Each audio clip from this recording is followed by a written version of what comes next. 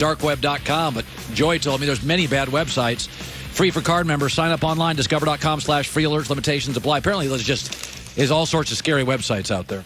So, Doug Gottlieb joining me, the Duggar. Okay, I want to start with Kawhi. The shot heard round at least Canada, not the world. I'm gonna throw you, and we all saw the picture, right? We had Fred VanVleet on yesterday. It's amazing. Congrats. And a lot of people are like, oh, he's staying in Canada. If they get blown out by Milwaukee, it doesn't mean anything. He's already been the NBA Finals MVP. Okay, it's not the biggest thing in his life. Let me throw this at you. The shoe deal. New Balance went all in on him. He's their guy. He's not much of a talker to begin with. If you don't have much of a talker, and I get all my chips on the table for Kawhi, I'd like to at least have a market talk for you, Los Angeles over Toronto. Like, I don't know what he's doing, but this shot didn't mean anything to me long term. I generally agree. First, the shot itself, I've never seen that. I've watched a lot of basketball in my life, and synthetic basketballs they use in college and in high school, sometimes they have bizarre bounces. But to see one hit the front rim twice, then the back rim twice, and then go in, I've never seen that. That's an unbelievable shot, in addition to over Joel Embiid, falling away into the bench, doing the old squat and watching it, like the whole thing. But I've never seen a shot. Maybe it's because I'm not a shooter. That's a shooter's role, right?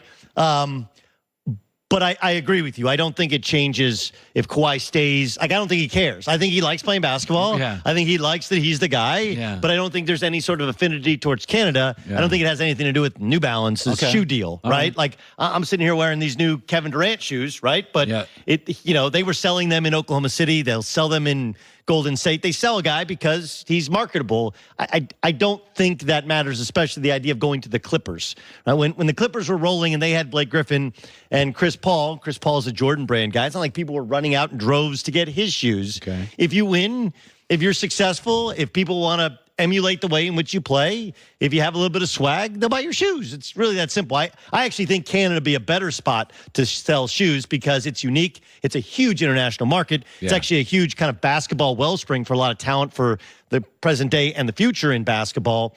But I don't think this has anything to do with New Balance. Like, New Balance is the perfect shoe for Kawhi, right? Like, New Balance makes basketball shoes? Yeah, and their spokesperson is somebody who doesn't actually speak. That's great. Let's go back to Zion. The two things I see, I think he has from the smile and the love for the game, there's a magic feel. As a player, there's some Barkley and some Larry Johnson where he just looks bigger and stronger than college kids, and he's got that Barkley where for his size, even though he'd be a 4, he's about 6'6", and he just runs the floor for a big guy really, really well. Yeah. And you can throw some Blake and some Karl Malone and all this stuff, but the love of the game is very Magic, and the style of game is very Barkley and Larry Johnson. Let's just Steph Curry love of the game, too. Like, it's one of the things that draws us to Steph Curry. Steph Curry seems to be having a good time out there. I think that really matters. What worries you about his game? What worries you? His body. It's 285 pounds. He's 6'5" 3/4 bare feet. That's a lot of weight. And if you saw the torque that it put on the shoes, it's incredible. That's the torque that's being put on his ankles, his knees, and his hips, and his back. So, look, I think here's what people have to remember. He's perfect for the new NBA. Yeah. Perfect. Long arms, great lateral agility. He has, when he turns it on, he's got a pretty good motor. That was the big questions last year. He was a little bit heavy, and he didn't necessarily always have a great motor, and he couldn't really shoot. He's improved as a shooter, he's improved his body, and he's improved his motor, to which he plays hard. I think he benefited greatly from playing at Duke around their culture. And I think he fits in. And do you remember the movie Weird Science? Yeah, I do. John Hughes movie, right? Yeah. Where they're, was it Anthony Michael Hall, where they're cutting up, they're cutting up the favorite things they like, the different models. Yeah. And then poof, out comes a woman. Right? That's exactly what it is. It's Larry Johnson. It's a little LeBron.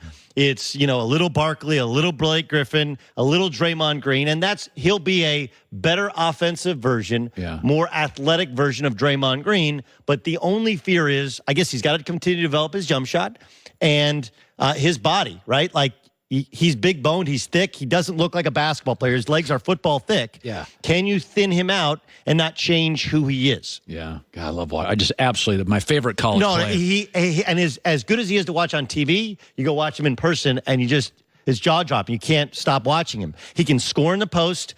He likes to pass. His teammates like him. He plays hard. There's nothing not to like about the kid. Yeah, really easy to root for. Okay, I'm going to throw this at you. The Philadelphia, I think, is fascinating. Outside of the Warriors, they're my favorite team in the league to watch. And, part of it is they're a little bit of a hot mess. Simmons and Embiid don't work. Butler doesn't get along. Redick's the only guy I know what I get. Tobias wants to get max money as a B player. It's fascinating. They're going to have to make choices. Somebody proposed today, I'll just throw this at you. LeBron could get out from under the Kobe shadow. Right now he's got Frank Vogel and C-Guy. I'm going to throw it at you.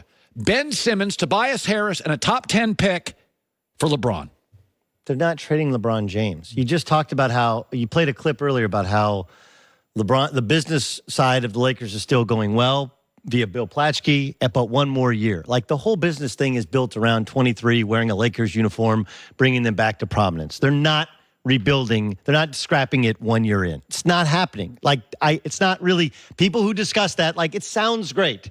The reality of it is LeBron just moved his family to L.A. He's not moving his family to Philadelphia. But they could trade him. I understand.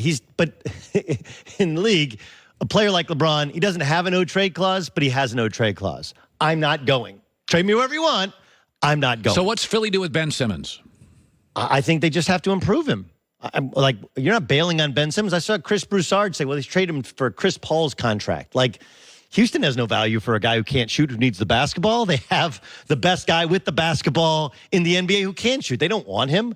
I think you just have to get him better. You got Joel Embiid has to dedicate himself to working on his body, and I think Ben Simmons has to dedicate himself to working on his game. You don't bail on guys in their rookie contracts that are all-stars.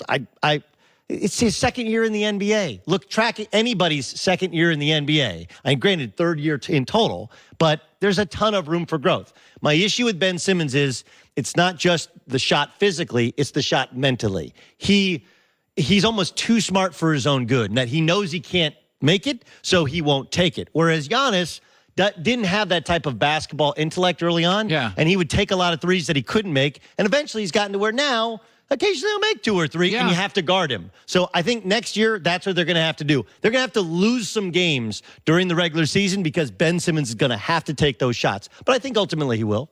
So they'll move. They can't sign all 4 of those guys. No.